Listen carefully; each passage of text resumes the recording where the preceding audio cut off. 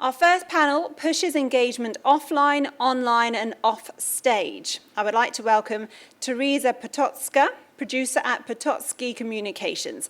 Teresa will be leading the next panel discussion, so please put your hands together for Teresa and our panel.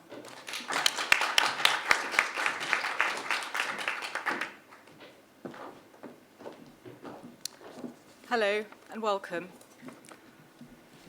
And please welcome the panel. Put your hands together for Jeremy Waite, Dominic Haddock, and James Walker. Just a few house rules, I think, just to begin with. I'm just going to give a quick introduction just before we get started. Then we'll hear from the panel about sort of just a very quick overview for each, the bio for each person. And then we'll move into discussion, I think, and then after that we'll open up the questions to the floor, so you'll be able to engage with the panel directly. Okay? So I'd like to start by saying, once upon a time we had categories: newspapers and magazines, porno magazines, books, ads, telephone calls, games, music, movies, TV and radio. Huge industries existed because these categories existed. Now, everything isn't in categories. Nothing is, not even men and women. It's all the matrix, just ones and zeros on any device. Digitalization destroys categories. All that tech cleverness once needed to run those huge industries and create expensive content is on your iPad. All industries based around clear-cut categories are dead. More new content in 1 month on YouTube than created by 3 major television networks in the past 60 years. 2.5 million prank videos on YouTube created by a teaming group of 1.3 million producers. The only objective is reaching a few more viewers just for a few seconds. A few seconds is better than nothing. Radical nichizations, genres and subgenres and sub-subgenres proliferating like flies. Sensation better than anything else. The insaner, the better. Crazy cat videos, crazy football goals, ISIS murder videos compete with TED Talks and TV shows and those long, boring things called movies, and sung through operas. Therefore what? Therefore, one thing that I'd like to make a point about: new rules of engagement, which is why we're here today. Not long ago, TV channels pumped out programs at set times of the day. Viewers dutifully watched them. A TV program was an event for passive viewers. That still happens, but it's fraying. Viewers are no longer so passive, and they have far more choice. Smart content producers who want to make money will stop seeing content and as an event for passive viewers. They'll make it all about new fluid relationships with active viewers. New ways will be found to bring viewers into the creative process. New storylines will be crafted over long arcs, as viewers begin to create actual content that becomes part of a show. Something like this is easily possible. It breaks down categories, not just relationships between the creators and the public, relationships between the public and everyone involved. Minisodes, Q&A videos, behind-the-scenes peeks, blogs, vines, anything that helps superfans relate to the work by becoming or feeling connected to it, and somehow a part of it. Take award-winning Squaresville. Actors Kylie Sparks and Mary-Kate Wiles break the fourth wall at the end of every episode. Audiences want the story behind the story. Millennials want it all. They want to connect with the character and the actor behind the character. In other words, we'll move to something completely different. Viewers becoming part of the process, storyline, production, acting. A new day of doing things based on blowing up genres and categories, building active relationships between professional content creators and the wider public. So, conclusion. 10,000 plus new broadcast channels are likely to be launched in the next 10 years, but none of us knows what that means. But one thing is clear: in these heaving oceans of cats and angry grandmothers and car crashers and pranksters, there will be standout successes. Success on a scale that matters will come to those who find a good dynamic balance between content and relationships. treating work not as an event, but a process, partnerships with viewers in ways that cannot be imagined, using technology that has not yet been invented. Once upon a time, you started a story knowing where you wanted it to finish. Why not start it and let the viewers decide where it should go? Thank you. And now we can move on to the panel discussion, but let me first introduce you by touching on some of the career aspects of each panel speaker.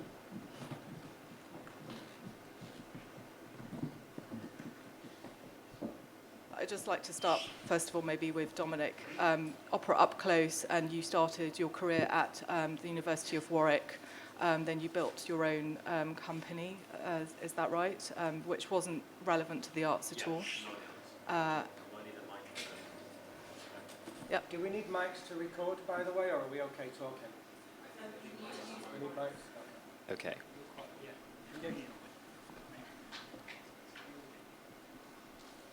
Yeah, I did a couple of years before I moved back into the arts, but the arts was always the plan. That my intention was to be a producer. I felt like I'd understood the arts at an academic level at university, but not how to run a business. So a friend and I set up a business in order to kind of get the business experience. Okay, but then you decided to make this switch. Yeah, and then so we founded OperaUpClose in 2009 in order to engage with audiences or non-audiences that weren't engaged with opera already. So the idea was to take away everything that an audience member or potential audience member would think would make opera not for them. So it being boring, it being too expensive, it being in buildings where they don't feel comfortable going or wearing dinner jackets and that sort of thing, and not being relevant to them. So we overcame them by initially putting it in pubs. So the idea was to find a space, a place that everyone feels comfortable, and put opera there. So we were in pubs, we were in kind of back rooms or above rooms of pubs, function rooms, and then in the bar itself. So we would have scenes where we would have opera singers that looked like they were just having a drink, and they'd break into song, and you'd have an opera kind of around you. So since then we've grown slightly. We now do a lot of touring in order, again, to engage audiences that aren't necessarily London, because I think a lot of our art is London-centric, and there's a big conversation about too much art being London-centric in this country. So we still produce in London, but we went to 35 venues outside of London last year. That's kind of who we are, I guess. A few years ago, there was a campaign that was run specifically to engage audiences to come in and watch opera. Undress, I think it was, Undressing Opera. Yeah. How successful was that, and did you find that actually helped you as well with your business? I mean, I think that was led by one of the big houses, and I think those places are always going to be intimidating for lots of people, including me when I was in my early teens. You know, going to the opera house is intimidating, and yes, there was a campaign to say you don't have to wear a suit or a dinner jacket or whatever it is to go to the opera, but the vast majority of those audiences at those big houses still do. So it's all very well saying you can come in jeans. If you go to the opera house in jeans, which I do, you still can feel out of place, and that's not a comfortable way to watch your first opera or your 100th opera. Whereas when we started our pub operas, which we don't do exclusively now, but when we started the pub operas, we would get a call to the box office every day, a number of times a day, saying, "I've booked a ticket for tonight, what do I wear?" And because we were in pubs, the easy line is, wear what you'd wear to the pub. And if you're coming straight from work, so you're in a suit, that's fine. And if that's jeans and a t-shirt, that's fine. And if that's board shorts and flip-flops, that's fine too. And we just said, whatever behaviour or dress sense or whatever you would do in a pub, you can do in an opera. And you can bring a pint in a glass, and you can drink pints if you want, or you can drink a gin and tonic or whatever. It doesn't matter, we're here for the opera. So I mean, I'm not sure how effective it was in big houses, because you still go to big houses and people wear dinner jackets. It started a converstion, certainly. Yeah, so, sure. In as closely as possibly can. So, okay, and just still touching on sort of you mentor as well, and you you are a trustee of the Rowan Arts charity, which acts as a catalyst for social change. Can you say something a bit more? Yeah, I mean, so we run a number of mentoring and internship programs when we were based at the King's Head Theatre in Islington, working with both local Islington young people and non-local. And there's a very good mentoring program through Islington Council where one meets a person trying to break into the arts, and they, as I understand it, the program, they have never been professionally employed in the arts but want to. And it's a kind of, hour a week with a young artist talking about how they might do it, having done it quite recently. Because when we started the company, we were all in our 20s. The four of us that started, we're all very young, and it was kind of not our first show that we're producing, but as near as damn it. And I think, we learned a lot of things very quickly and made lots of mistakes, which we learned from, which was good too in the long run. They felt like catastrophes and nightmares at the time, but they weren't. So I'll be touching on that sort of as a panel discussion point in a moment, actually, once I've sort of moved around and asked asked James and Jeremy about their careers. So perhaps I could move on and ask you about a bit about your career, and perhaps, I don't know, you'd like to start with the Paralympics. Yeah, sure. So I started out working in advertising, in sort of fairly traditional advertising agencies, which obviously have changed a lot since when I started working in the 90s. I mean, when I started working in the 90s, advertising was exactly like Mad Men. I mean, it hadn't changed. The same people, the same characters, the personalities, and I think it's changed in some respects. Obviously, the technology, but the way it works isn't that different, I don't think. But yes, I work at Channel 4 now, and I head up the marketing function there.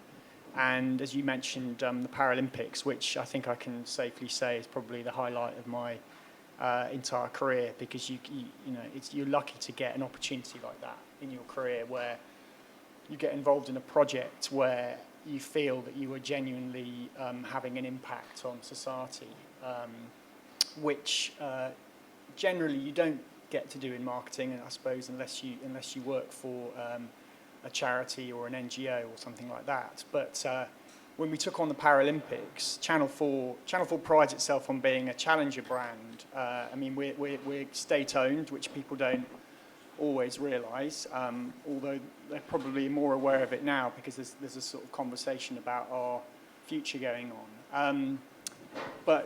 And in a way, we're a challenger brand to the BBC, because we're both state-owned, and the BBC had the Olympics, and we decided to make a bid for the Paralympics to get the rights to host that, and we did. And the Paralympics didn't really exist as a known concept.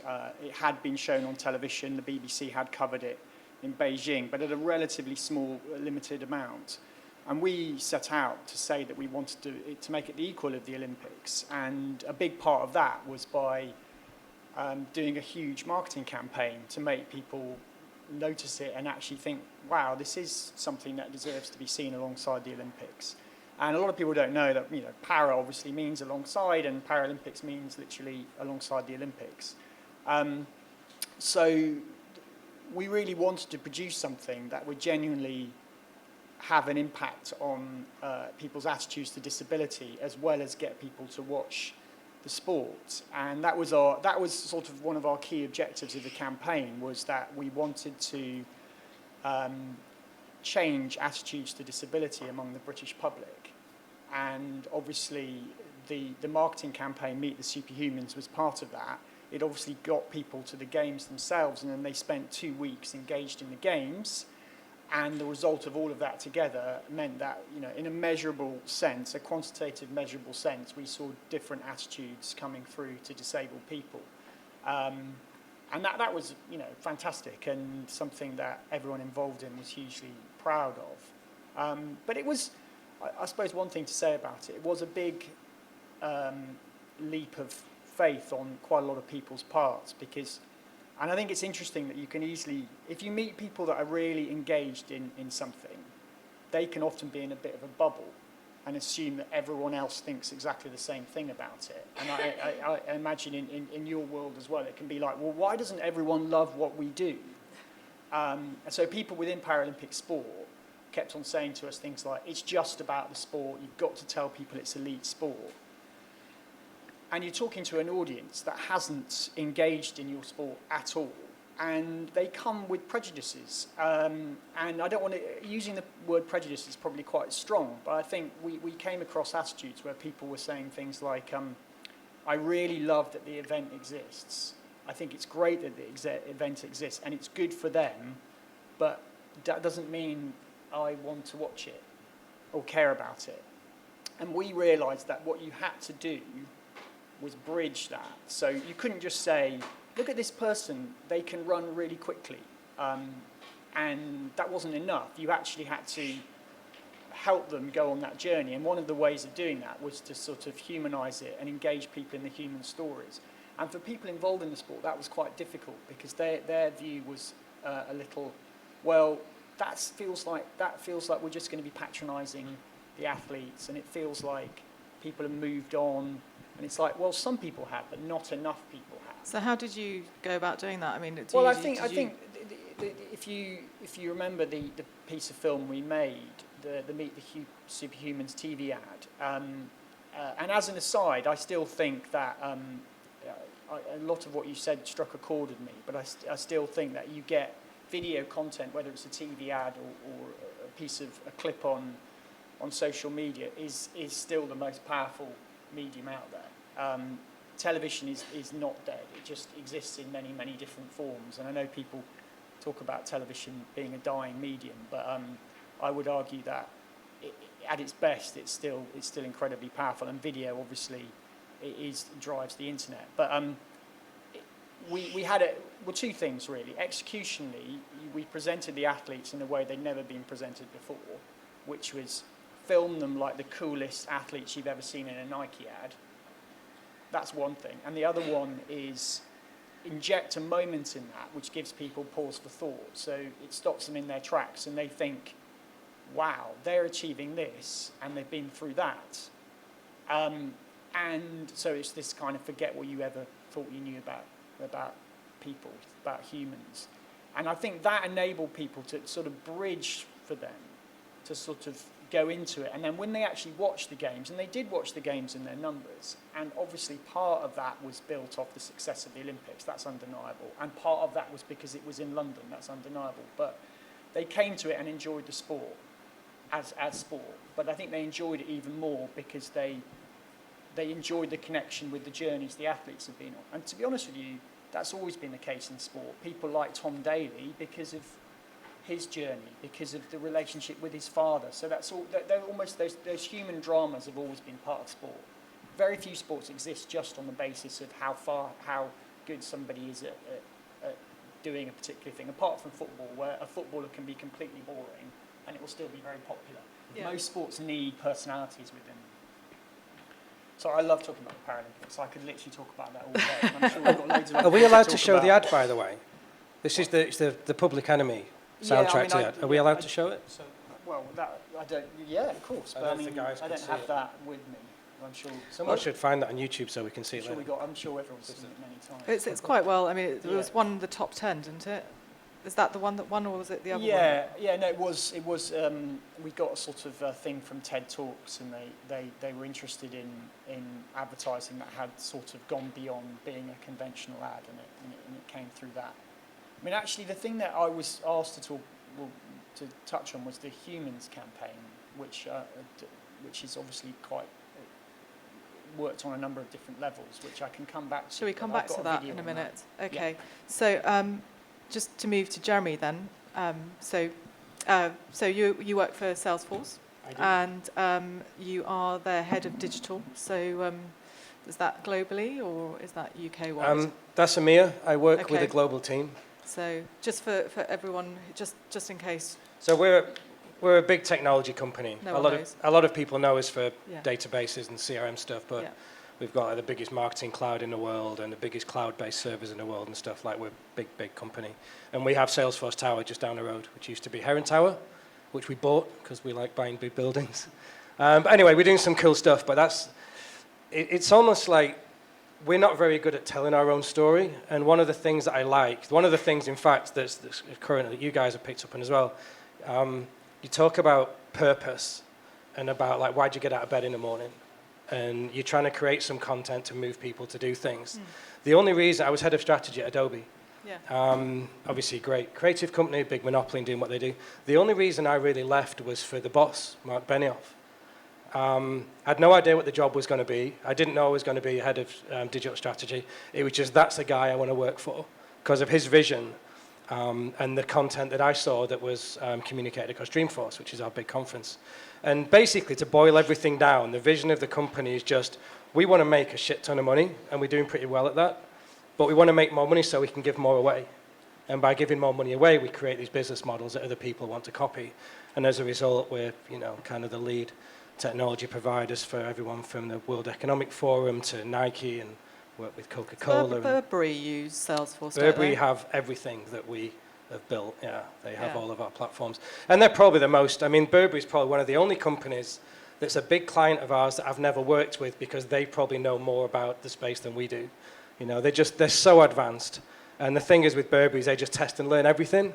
You're going to see some new stuff at Fashion Week coming up that Burberry's going to do that's going to kind of knock people's socks off a little bit. But I think the challenge in all of this, and this is supposed to be about audience, engagement, interaction. I've heard that you guys have been really quiet the last few days, so this should be about you and what you want to talk about as much as what we want to talk about. But the thing that seems to sum it up for me when you talk about being overwhelmed and you talk about being intimidated is it's the biggest problem that our industry has.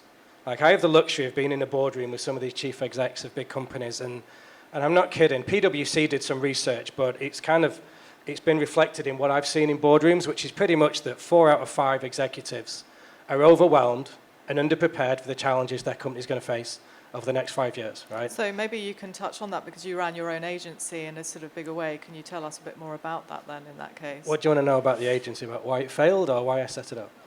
No, well, actually, you ran it, so you owned it, so I don't know what you did with it. All I know is that you ran an agency. I think everybody, right, and this is like, we can talk about big brands and really small brands, and it's not like Coca-Cola did this, so it's not relevant to me with my 3-person startup. Everything scales. The principles are the same. I ran campaigns for Rovio and Zynga when they were spending $500,000 a day on Facebook and valued their audiences. That's just as relevant for the guys that are setting up. Yeah. And I think everybody, at some point deep down, whether they do it or not, wants to build something and create something, right? And for me, it was like I wanted to be an entrepreneur. And I always wanted to have my own agency. I always wanted to build stuff. Tried it, ended up having 5 companies. And the biggest one in 2008 was at completely the wrong time. Obviously with the crisis, the economic crisis and the recession and stuff, coincided with a huge head-on car crash that I had, and unfortunately that business fell away. I ended up living in a farmhouse in Wales for a couple of years and started writing books because I didn't know what else to do. And that took me in a completely different direction. Okay. And as a result of that, I ended up at Facebook, Adobe, and then Salesforce. And now my creation comes through writing books as opposed to going and building companies. So basically, I'm an evangelist at Salesforce. I just talk about what our guys have done.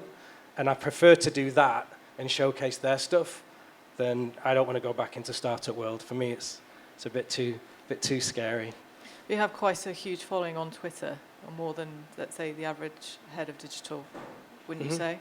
Yeah, a little bit. So you already have an audience. So that's quite interesting for your personal sort of, let's say, your books and the next book that's. But we all know that a big audience is bullshit, right? It doesn't mean anything. And we can all go and... That's why we're here. You give me £1,000, I'll go and get you 250,000 followers tomorrow.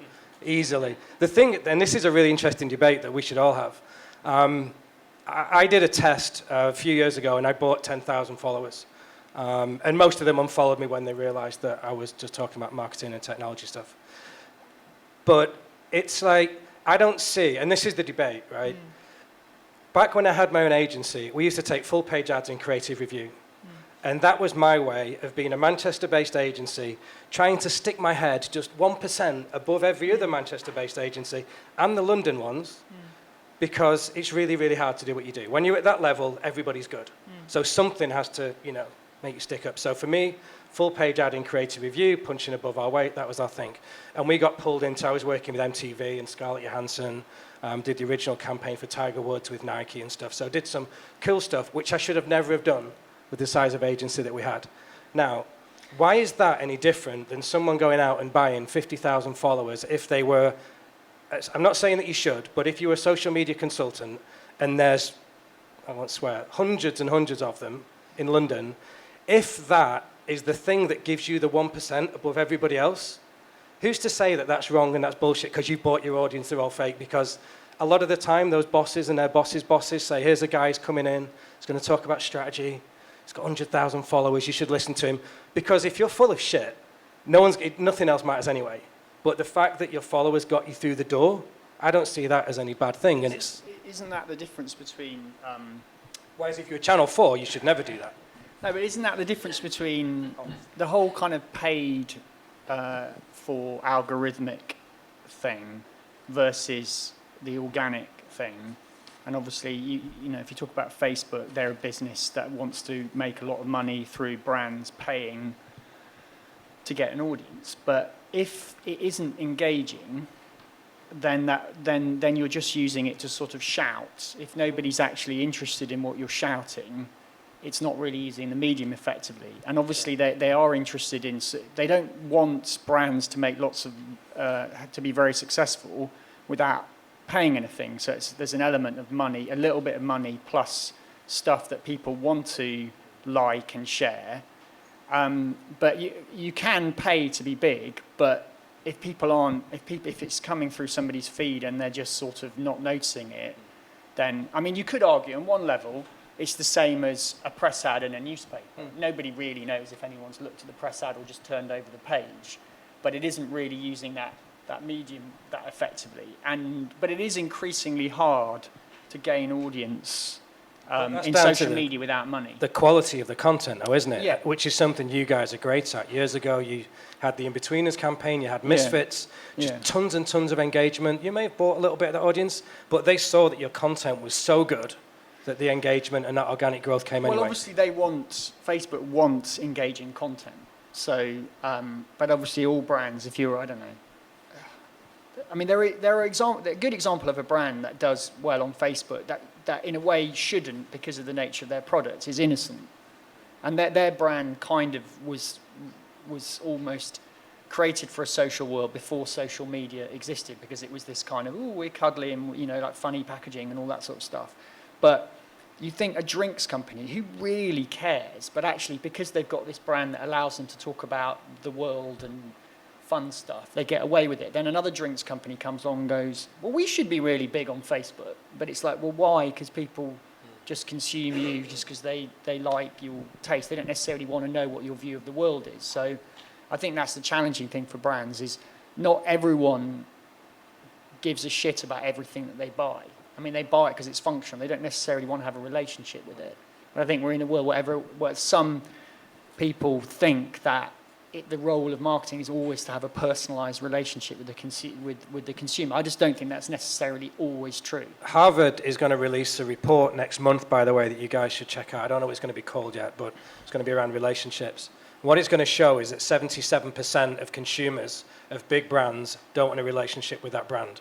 Yeah, everybody that lives in the marketing team, is their job and their sole objective to build a relationship with those customers that love us and advocates, and they don't. They just want a good service and a great product, and every now and again, they're going to talk about it and engage and do some cool things, but it's a good debate around relationship versus... There are brands that you don't have any choice but to have a relationship with on a certain level where you've, you know, because you pay them a monthly fee or whatever. I mean, your utility company, you kind of have to have a relationship with because they've got a direct debit with you. You don't necessarily want it to be, hey, every day your gas company is telling you something funny about the weather. You may just want to sort of, just give me my gas.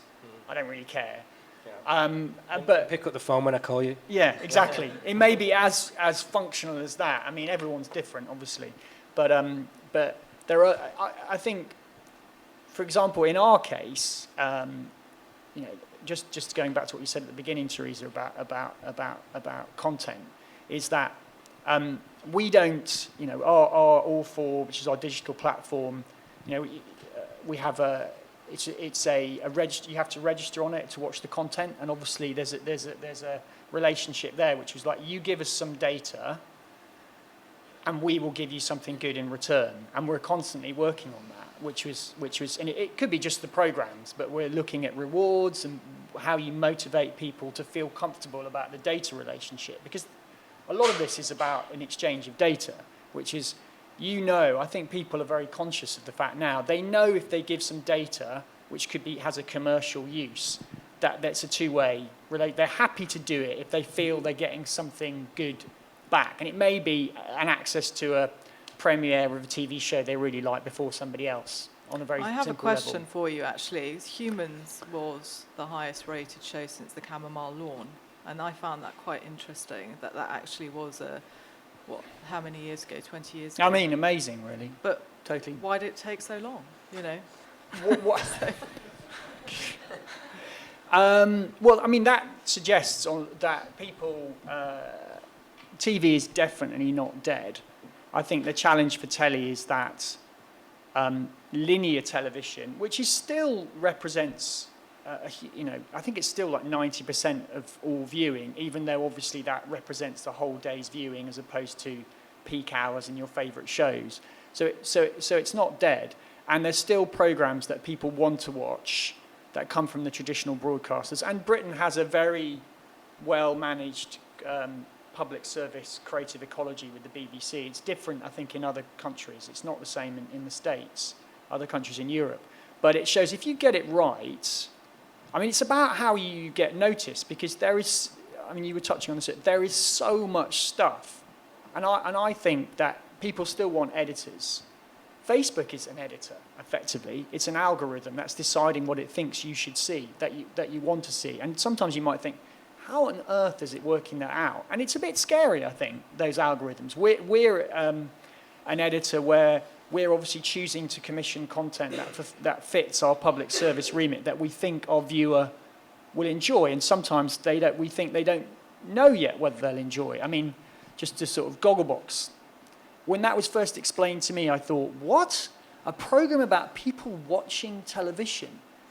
That's not going to work. But a creative person took a risk and say, I think this is really clever. If you ask people whether they wanted it, they would go, no, I don't want that. So people don't always know what they want until you give it to them. And I think goes back to the Henry Ford thing. If we'd asked people what they'd wanted, they'd have asked for a faster horse.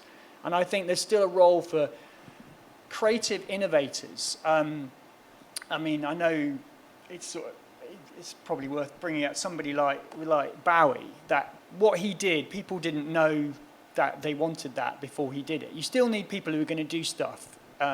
And my slight worry with the world we're in now is that if it gets so algorithmically tight, where people go, I only want content.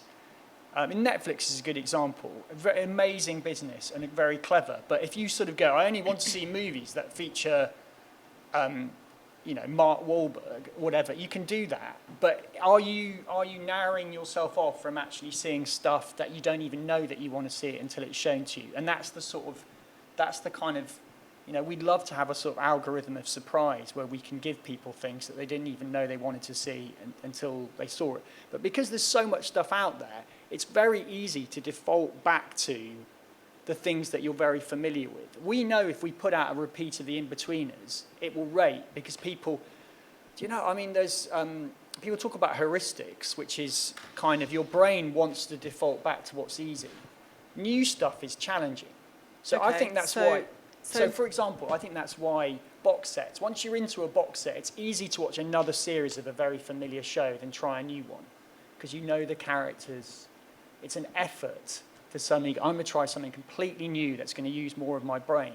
But because there's so much stuff being pumped out there, actually cutting through with something is quite hard, because for most people it's just easier to continue to watch Casualty or something like that, because it requires no effort on your part. And that's why certainly for us in the performing arts, that's why your engagement with the audience is so important, in order that they follow you and take that risk. Yeah. And they trust your brand or your creative director or your artistic director's brand. Yeah. And there are there are venues in this country that I will go and see whatever they put on, even if I don't think it, in theory, it's for me, and I'll probably like it because I believe in them. And we certainly, OperaUpClose, we produced for a long time only new workings of traditional repertoire. So titles everyone had heard of, Carmen, La Bohème, Traviata, etc. And we moved into contemporary opera a couple of years ago and wondered if the audiences would come with us and wondered if we just had an audience for big name operas.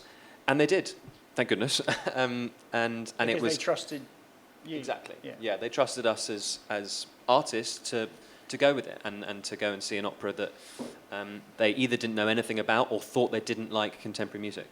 Mm-hmm. And yeah, we have to, and that, there's a question about subsidy here a bit too, about companies being able to take risk, artists being able to take risk, and that's where new content and creativity is going to come from. If we can't take risk and have to bang out another series of The In-Betweeners, which I like, but another series of The In-Betweeners isn't as exciting as a new series. That's the model that Channel 4 and the BBC has. The BBC is obviously funded through a license fee. Channel 4 is funded through advertising. It's state-owned. Our remit is to take risks. They won't always work. We'll produce stuff and people will go, that is bad, it didn't work. But maybe that will lead to something else. I mean, you may not remember, but there was a TV show a few years ago called 7 Days. I don't know if anyone remembers it.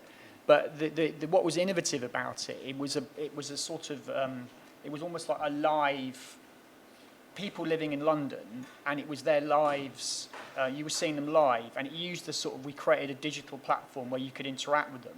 And it was kind of social media really exploding. It was too early. But that kind of begat other shows and sort of helped.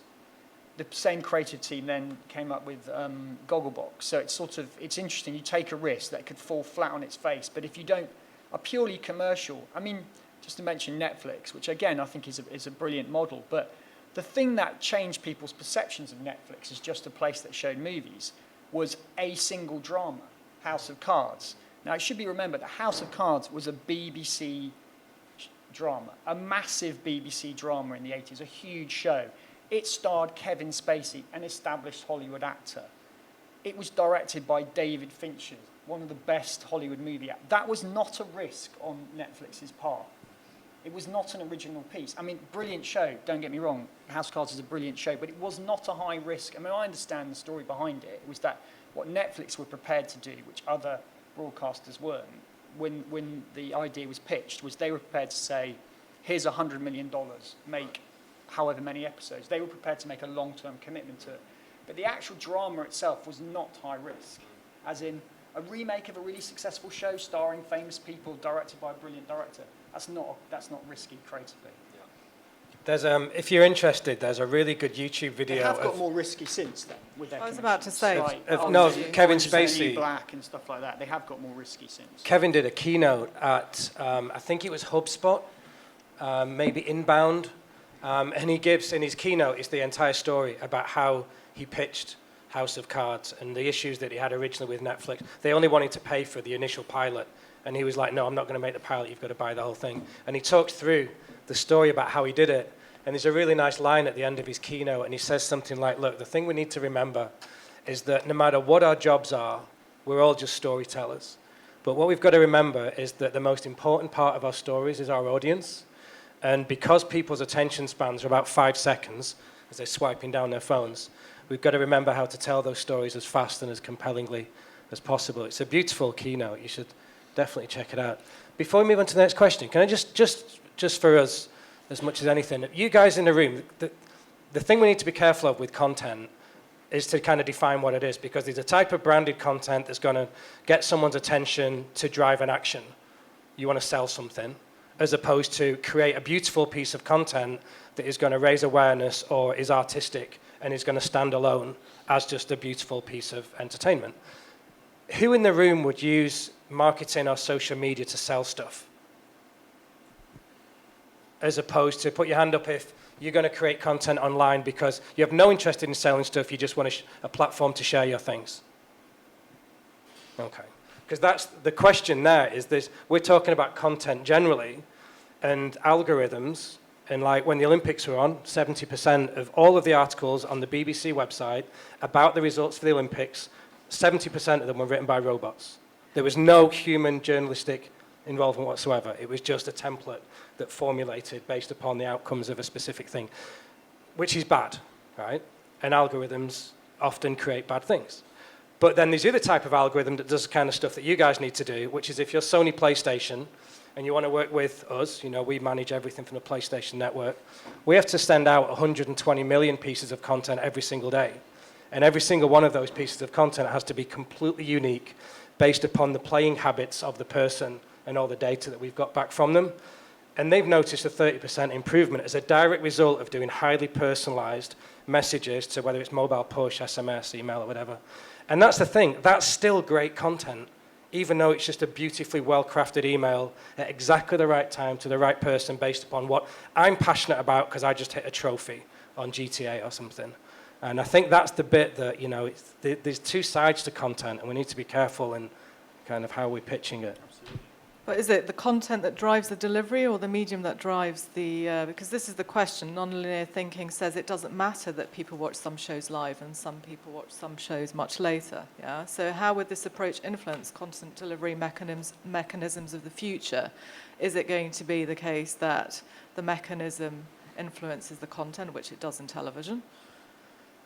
Decisions are made on the basis of the delivery mechanism, or does the content... the story. I have no idea what that question means. Well, then let me put that forward to Channel 4, please. It's a TV question. Oh. If you're asking, I mean, the challenge for broadcasters, I mean, it's a bit of a different challenge for the BBC because, for example, it doesn't really matter for them how you watch it because ultimately their funding is different. So they would argue. So, for example, good example, BBC Three going online. Now, you could argue that is ahead of the curve innovation on their part. I mean, obviously, they are doing it to save money in one part of their ecosystem because they're under pressure. But the result of that might be, wow, they've really, they've seen the future, they've got there before, they're sort of leading it before others, and we'll see how it pans out. But if you're someone like us or a more commercial broadcaster like ITV, for example, where you have to find a way of making sure that it's funded. I mean, we have a model, because we're not for profit, that we can sort of make more money in one part of the forest and spend it elsewhere, for example, on news and current affairs, which is not commercial.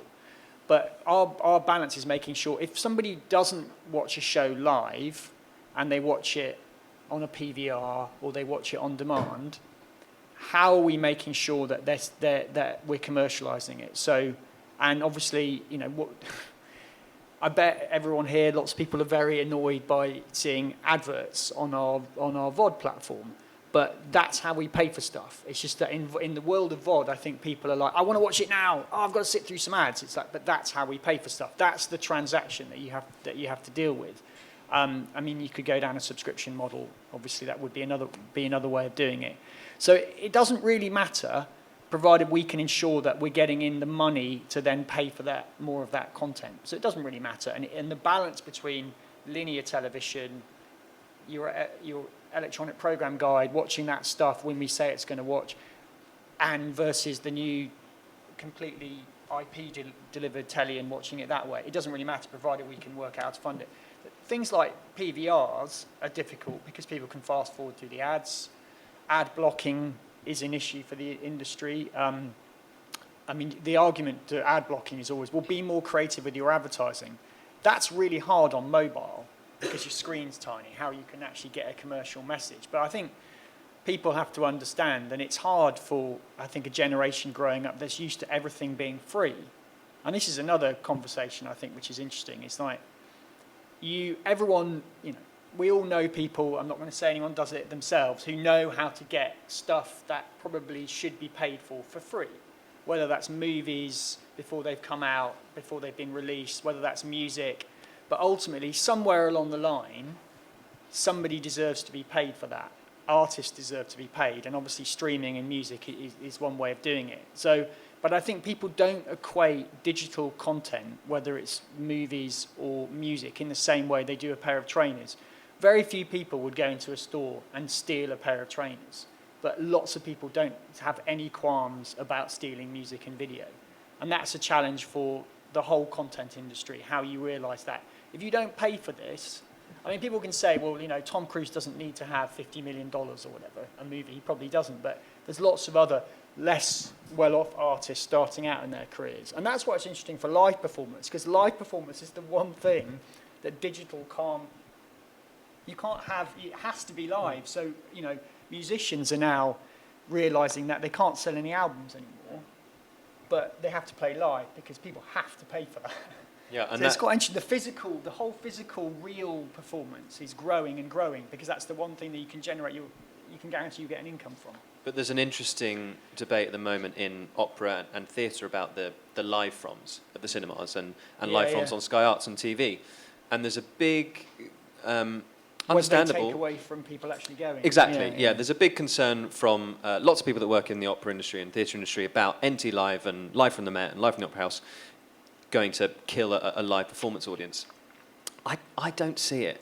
And this is not, I haven't done hours and hours of research, but part of my job is booking tours and talking to lots of regional theatres every day about us bringing our work to them.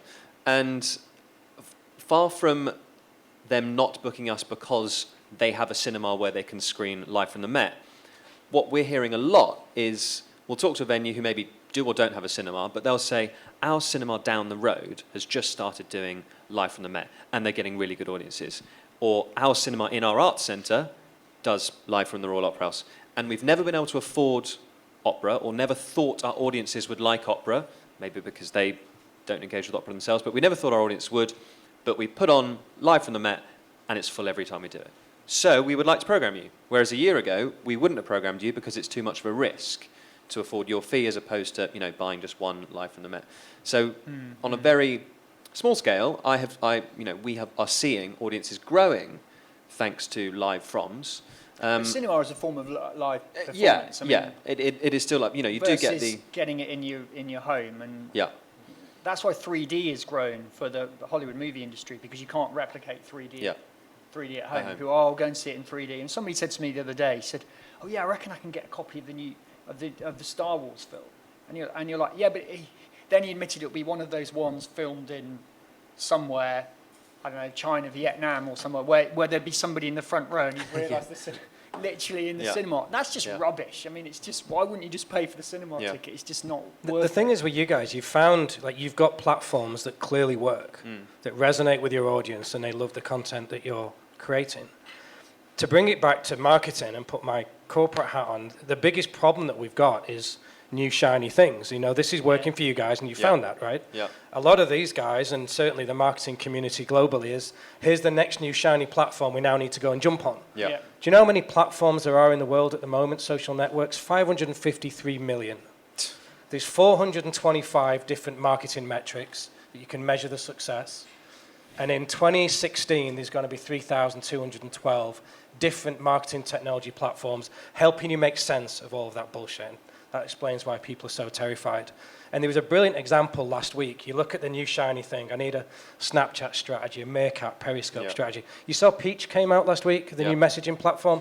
Everybody went mental, peaked on the iTunes chart. Do you know how long that hype cycle lasted? 23 hours. Yeah. And now nobody cares about it, and it's dropped off, and they're going to close the service down. A 24-hour app. It's insane. 60% of all the apps on the App Store have never been downloaded, not even once. And about 80% of all the apps don't even live on a list anywhere, so they're a nightmare to find. Yeah. And that's the thing. We want to create beautiful content. People can't find it, which is an issue about eyeballs. And marketers are the worst, because instead of sticking with a platform like you guys have got and just doing that outstandingly well, we just bounce because, we've got our strategy and this is the best thing in the world. I've got to go Channel 4 and this is my next... squirrel. And now Peach is my next thing. If you look at social media, I mean, obviously, everyone's always talking about the demise of Facebook, as a kind of young people aren't on Facebook and all this sort of stuff. It still absolutely dominates. And there's some research I saw that, yes, young people are using Snapchat and WhatsApp or whatever, but Facebook is still the thing that they say they would miss the most if it didn't exist, because they put their life on it and it would suddenly disappear. I mean, a question for you would be, do you think Facebook will be as dominant as it is now in 10 years' time? Do people think it will be? Show of hands. And is that because you think it's so big that it can't fail? Yeah. And I think they're investing well too. Yeah. I think, Well, they buy all their competitors. exactly, yeah. The biggest shift for Facebook is going to be the Messenger platform, which launches in a few months. That's going to be as big as when the branded platform launched in 2010. To compete with, say, WhatsApp or... Yeah, I mean, it's a slightly different audience, but if you're KLM and you want to try and sell flights, now you don't need to go through an email and passwords and loyalty and all the security and protocols. It's just like sending a text. Yeah.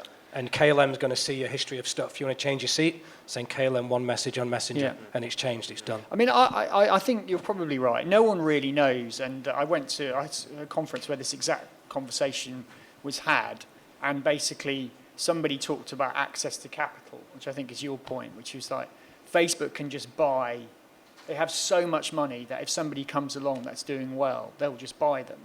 But I think you never know. I mean, I agree, for the time being, I can't see, they're so dominant, but you never know. And there are examples in industries where people go, wow, there aren't, I mean, Kodak is an obvious example. I think if you said, oh, well, Kodak won't really exist, mobile, I mean, we're talking more hardware, but mobile phones, you remember how, everyone had a Nokia, I mean, Sony Walkman, and then the iPod was launched. It is possible, and I think somebody could do something, but it does feel that they're so dominant and they have access to money that, they own Instagram. It's like they will just buy. I mean, Twitter's an interesting one because I think people love Twitter because it enables them to have a direct conversation, and people within, trade organizations and industry types love Twitter because they can talk. But Twitter is clearly, it's a challenging time for them because they haven't quite worked out their kind of, I suppose, arguably their sort of business model, I think. So, if we look further ahead, let's say taking Twitter, because Twitter hasn't had such a good year last year, but if we look 10 years down the line, let's say we return to this venue 10 years' time, where do you think we'll be? Can you set a scene, please, each of you, one by one? Let's start with... I'm going to go first by sharing a story, and I'm going to try and keep this to 90 seconds or so. I bought a book a few months ago because I was looking at exactly the same thing. And it was a book about how to do business and how to write. And it was like, how do you create great content that's timeless, that's going to engage with an audience? And it was using language like, you've got to create big ideas, short words, small sentences. Attention spans are too short, get your idea across quickly. It's got to be about trust, there's got to be a sacredness of privacy, respecting people's information, etc., etc. So that's what we're used to doing, right? If you read any blog post today about how to create stuff, that's exactly what we're supposed to do. You know the thing about this that's interesting, and you're welcome to look at it later on. This is from a book, which is a first edition from 1857, which is worth about $5,000, I had it valued, that talks about how to create content. And you know the thing about it is the way that we build relationships in 10 years' time is the same as it was 200 years ago. And there's a beautiful line at the back of the book when they interview the guy that's apparently the richest guy in the world at the time, and they say, look, how did you ultimately engage with your audience and build the empire you've got? And he just said, sir, I understood my customers and I attended to them. Isn't that beautiful?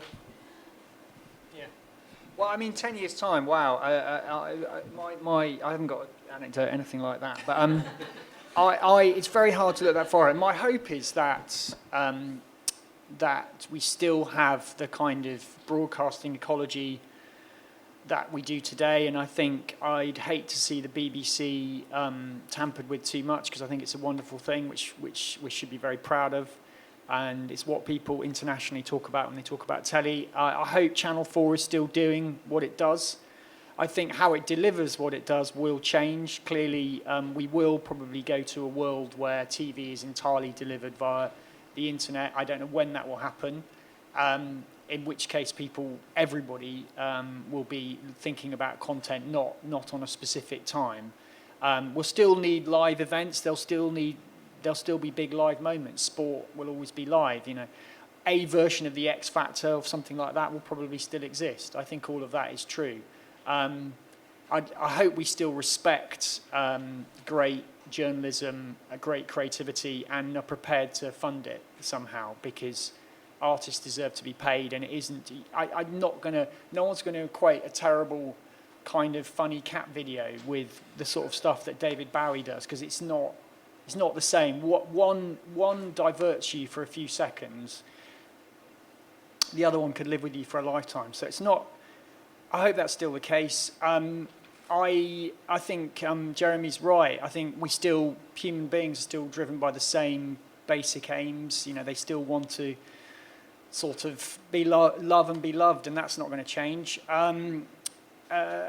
Yeah, I mean, I think we'll still have huge companies that will dominate our lives. I mean, there were probably huge corporations then. They were probably involved in hardware, and now they're more involved in software. Facebook will probably still exist. Yeah, I mean, I hope the world is as open and interesting as it is today, and we don't get in a muddle over data, and basically we suddenly, because that's the sort of scary thing. I think, you know, people do need to feel that they have privacy, and not everything is being used to sell stuff to themselves. That's it. Live performance isn't going anywhere, so not in the next 10 years. It's been around for absolutely forever, and I think arguably the first opera was written 500, 600 years ago, and yes, it's absolutely it's changed and adapted, and you know, there's this attention span thing, and there are lots. We produce opera that is generally shorter than the original. We edit it because I think that is one of the things that we are trying to overcome when we're bringing new audiences in. Is this opera going to be 4 hours long? I don't fancy it, but you know, that's not. We do it with a great deal of respect and love for the original. I went to a conference recently that was called "Is Opera Dead or Is It Dying?" And those conversations, I'm sure, have been had for 500-600 years, and we're still here. And the answer is, if people are going to an event, and you know, there were kind of 100 people in the audience, and if those people are going to an event, then it's not. And I think, yeah, it'll change, but it'll still be opera or theatre or whatever. And the way, perhaps, well, absolutely, the way that we engage our audience off the stage, i.e. how we bring them in, will change. And that might be Facebook, and it might be Twitter, or Twitter might have died, or whatever. But the fact that we are engaging people with live performance on stage or off stage and around the audience will absolutely, you know, not change a great deal in 10 years, because 10 years is a drop in the ocean in the history of live performance. Thank you. Couple of questions. We're running out of time, but please, can you state your name and the company, and mention which panelist it's directed at? Question. Any questions? No questions. One question at the back, please. Yes, please. Can you stand up? And I have to stand up. Hi, my name's Olivia, and I work at Universal Music in marketing. And my question's primarily for James. I do feel that there are considerable similarities with the consumption of music and how that's changing with TV, obviously, and how that is changing. And I wondered whether there's anything you can share in terms of the way you are marketing to consumers that are actually watching online only, or if you are actually marketing to people with only online targeting in mind. So do you run any campaigns where you are advising or encouraging people to just watch on all 4, for example? Yes, we do. And we're looking at developing our digital platform considerably. And I think the 2 areas, I mean, VOD for telly has been obviously driven by catch-up, watching programs that you are aware of, but you're choosing to watch them when you want to watch them. And a lot of that is driven by any marketing campaign for a show will drive the VOD catch-up consumption of it. But we're developing all 4.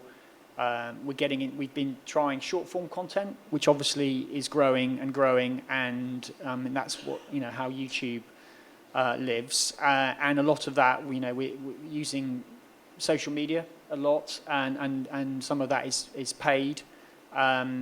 We're trying to drive things like our archive, you know, our box sets, our old shows, and a lot of that would be via digital-only campaigns. experimenting with things like native advertising. People familiar with that. A lot of that stuff that you see online, you think, is that real? And then it's actually, a lot of it is paid for marketing, and a lot of digital content is advertising funded. So absolutely, and we're looking at actually original content on the digital platform that only exists on that digital platform.